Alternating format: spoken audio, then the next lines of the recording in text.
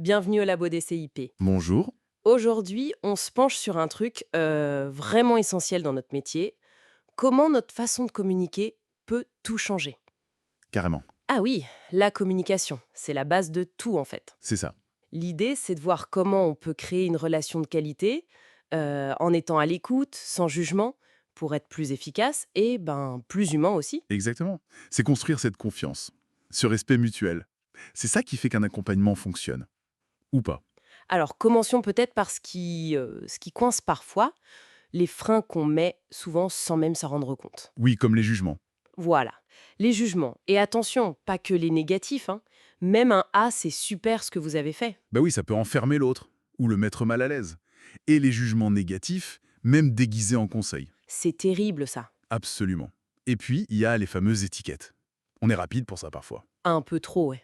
Il est démotivé, elle cherche pas vraiment, ou même sur soi, hein. Je suis nul, j'y arriverai jamais. Ah oui, l'auto-sabotage. Ça bloque tout. Un autre piège, l'interprétation.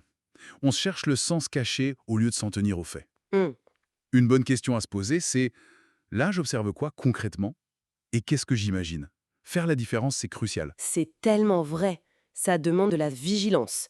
Et ça m'amène direct à l'écoute. La vraie écoute. Ah, l'écoute active. Oui, pas juste hocher la tête en pensant à autre chose, quoi. C'est regarder la personne, sa posture, ses mimiques. Le non-verbal. Exactement. Le ton de la voix. Tout ça, ça nous dit tellement de choses sur les émotions, les sentiments. C'est le cœur de l'écoute active, en effet. Ça demande de l'empathie. Essayer de comprendre la vision du monde de l'autre, son cadre de référence, comme on dit. Sans juger. Sans juger. Et avec la pratique, on devient plus sensible à ces signaux non verbaux. Un changement de ton, un regard, ça donne des indices précieux. C'est clair. Et pour aider la personne à avancer, à y voir plus clair, on a un super outil, bouler les questions. Ah oui, les questions, c'est puissant. Carrément. Il y a les questions fermées, hein, pour un accord clair. On est OK là-dessus. Simple, efficace. Oui, pour valider. Puis les ouvertes, pour laisser la personne s'exprimer. Qu'est-ce qui est important pour vous dans cette situation? Pour explorer, ouvrir le champ. Il y a aussi les alternatives. Vous préférez commencer par X ou par Y? Ça aide à choisir, à s'engager. Ça facilite la décision, oui. Et les questions miroirs, très utiles. Ah oui, celle-là j'aime bien. Répétez un mot-clé de ce que la personne a dit. Vous dites que c'est compliqué. Qu'est-ce qui est compliqué pour vous? Exactement. Ça invite à approfondir, à préciser sa pensée, sans être intrusif. Chaque type de question a son utilité, en fait. Faut savoir jongler. C'est un peu comme une boîte à outils, quoi.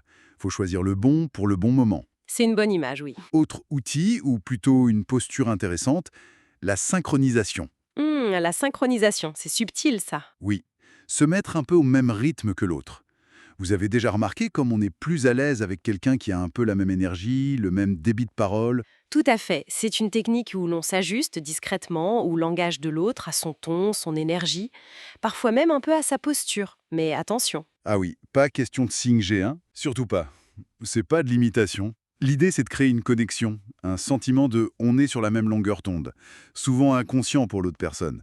Ça fluidifie l'échange. C'est ça. Ça crée du lien sans qu'on s'en rende forcément compte. Et pour finir, un truc super pratique quand on doit aborder un point un peu délicat. Ah oui, Genre les retards à répétition, par exemple. Comment on dit ça sans que la personne se braque? Il y a une petite méthode sympa. au SBD, OSBD.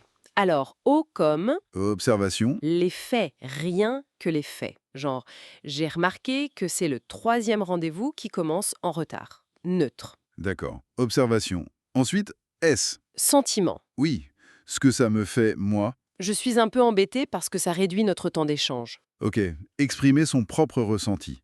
Puis, B. Besoin. Mon besoin à moi. J'ai besoin qu'on puisse commencer à l'heure pour qu'on ait le temps de bien avancer. Logique. Observation, sentiment, besoin. Et le D, Demande. mais une demande ouverte, pas une exigence. Qu'est-ce qu'on pourrait mettre en place pour que ce soit plus facile pour vous d'être à l'heure? Ou, que proposez-vous? Ah oui, c'est constructif. Ça permet d'exprimer le problème et son besoin sans agresser et d'ouvrir sur une solution ensemble. C'est pas mal du tout. C'est un super outil, je trouve. Simple, mais efficace. Voilà, bon, on a exploré pas mal de pistes aujourd'hui, hein. Oui, quelques clés pour enrichir notre pratique. Adopter ces attitudes, cette écoute, ce questionnement, c'est investir dans la relation au quotidien et dans l'efficacité de nos accompagnements finalement. Tout à fait. Ce ne sont pas des recettes miracles à appliquer bêtement. C'est plus une posture à cultiver, Une posture d'ouverture. d'écoute, de respect authentique. C'est vraiment là que se joue la qualité de l'accompagnement, je crois. Entièrement d'accord. Bon, bah merci d'avoir partagé ce moment avec nous. Merci à vous. À bientôt dans le labo des CIP.